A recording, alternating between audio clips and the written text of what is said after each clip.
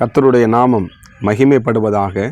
ஆண்டவரும் அருமை இரட்சகருமாகிய இயேசு கிறிஸ்துவின் நாமத்தினாலே இந்த நாளுக்கு நான் கர்த்தரை ஸ்தோத்தரிக்கிறேன். கர்த்தர் உங்களை ஆசீர்வதிப்பாராக. கண்களை மூடி இந்த நாளிலே கூட ஆண்டவர் நம்மோடு கூட பேசும்படி கேட்போமா? பரிசுத்த தேவனே, எங்களோடு கூட பேசுங்க, எங்களை ஆசீர்வதிக்க வாங்க. இயேசுவின் நாமத்தின் பிதாவே, அவன் எடுத்து வாசிப்போம். நீதிமொழிகள் 16ஆம் அதிகாரம், அதில் 3ஆம் வசனத்தை கூட வாசிப்போம். நீதிமொழிகள் 16:3.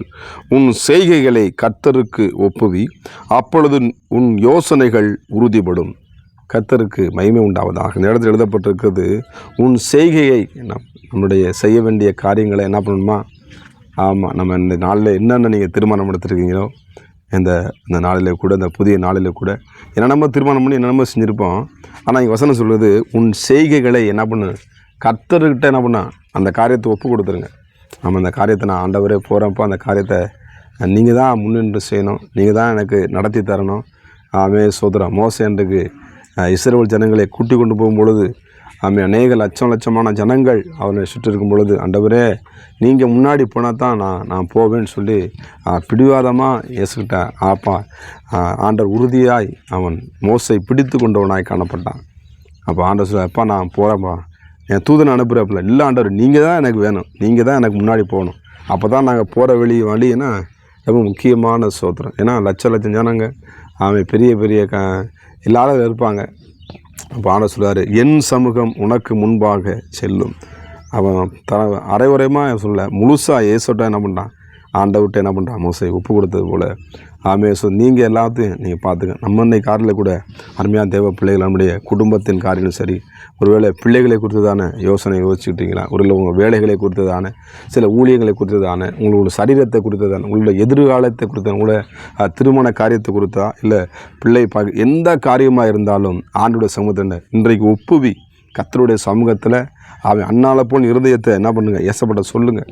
கர்த்தருக்கு மகிமை உண்டாவதாக. அருமையான தேவ பிள்ளைகளே, அப்பொழுது உங்கள் யோசனைகள் நீங்கள் சிந்தித்து கொண்டிருக்கிற, நீங்கள் வேண்டி கொண்டிருக்கிற, நீங்கள் அதிக நாள் சோதரம் இந்த காரியத்தில் எனக்கு எப்படியாவது ஆண்டவர் அற்புதம் செய்வார் என்று சொல்லி அதை வசனம் சொல்லுது, வருத்தப்பட்டு பார சுமப்பவர்களை எல்லாரும் என்னிடத்தில் வாருங்கள், நான் உங்களுக்கு இளைப்பாறுதலை தருவேன் என்று ஆண்டவராக இயேசு கிறிஸ்து இந்த இடத்துல சொல்லியிருக்கிறார். அருமையான தேவ பிள்ளைகளை, இன்றைக்கி பாரத்தையும் கவலை என்ன பண்ணுறோம், நம்ம யார்கிட்ட சொல்கிறோம், நம்ம சொந்தக்காரன் சொல்கிறோம், நம்ம தெரிஞ்சிட்ட சொல்கிறோம்.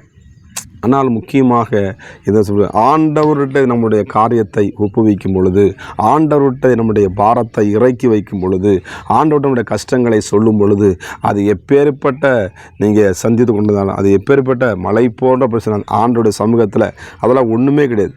ஆண்டவர் எல்லா காரியங்களும் என்ன பண்ணார், உங்கள் காரியங்களை கைகூடி வர பண்ணுகிற ஆண்டவர். முதலாவது என்ன பண்ணுறங்க, தேவனுடைய ராஜ்யத்தையும் நீதியும் தேடுங்கள். தேவன் ராஜ்யம் என்ன பண்ணுது, அது புசிப்பு குடும்பம், அது சந்தோஷத்தை பிறப்பிக்கக்கூடியது. இந்த காலை நேரத்தில் அருமையான தேவனுடைய பிள்ளைகளே, உங்கள் வாழ்க்கையை சோதனை போக வேண்டிய எந்த காரியமாக இருந்தாலும் ஆண்டோட சமூகம், ஆண்டவரே செய்யப்போகிற ஆண்டவரே எனக்கு கூட இருங்கப்பா, நீங்கள் தான் எல்லாத்தையும் என்னப்பா எனக்கு முன்னின்று நடத்தி தரணும் ஆண்டவரே. போன ஆளுமைகளை செவ்வாய்ப்படுத்துகிற ஆண்டவர் இந்த காலை நேரத்தில் உங்கள் குடும்பத்தில், உங்கள் வாழ்க்கையில், உங்கள் சரீரத்தில் சோத்திரம் அற்புதங்களை செய்ய எந்த இடத்துல நீங்கள் இருந்தாலும் கர்த்தருடைய வல்லமை உங்களை நிச்சயமாய் தொட்டு உங்களை ஆசீர்வதித்து உங்கள் யோசனைகளை கர்த்தர் உறுதிப்படுத்துவார். அதே மாத்திரமல்ல, அந்த 16:9 கூட போட்டு பாருங்கள், மனுஷனுடைய இருதயம் அவனுடைய வழியை யோசிக்கும், அவனுடைய நடைகளை உறுதிப்படுத்துகிறவோ கர்த்தர்.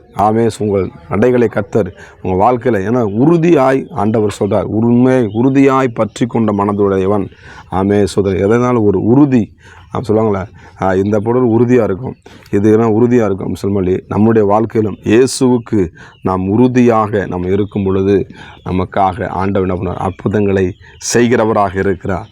உங்கள் வாழ்க்கையை எல்லாவற்றையும் ஆண்டவருடைய சமூகத்தில் விட்டு விடுங்க, அதனை யோசிக்காதீங்க. நிச்சயமாய் காரியங்களை கர்த்தர் கைகூடி வர பண்ணுவார். அவன் செய்வதெல்லாம் வாய்க்கும். நம்ம ஜெபம் பண்ணுவோமா? பரிசுத்தம் கிருபை நிறைந்த நல்ல தகப்பனே, இந்த காலை வேளையிலையும் கூட சோதரம் அப்பா, உன் செய்கைகளை கர்த்தருக்கு ஒப்புவி என்ற வார்த்தையின்படி ஆண்டவரே சோதரம், இன்றைக்கு எந்த காரியம் நாங்கள் யார்கிட்ட சொல்லாதபடி ஆண்டவர் உம்மிடத்தில் நாங்கள் சொல்லத்தக்கதாக ஆண்டவரே சோதரம், ஒரு அற்புதங்களை இந்த காலை நேரத்தில் யோசனைகளை உறுதிப்படுத்துகிற கர்த்தர் அல்லவா, காரியங்களை வாய்க்க பண்ணுகிற கர்த்தர் அல்லவா, அற்புதங்களை செய்யுங்க, பெரிய காரியங்களை நீ செய்ய போகிறதற்கு நன்றி செலுத்துகிறோம். ஆசீர்வதிங்க, பலப்படுத்துங்க. இயேசுவின் நாமத்தின் பிதாவே, ஆமே. God bless you. கர்த்தர் உங்களை ஆசீர்வதிப்பாராக.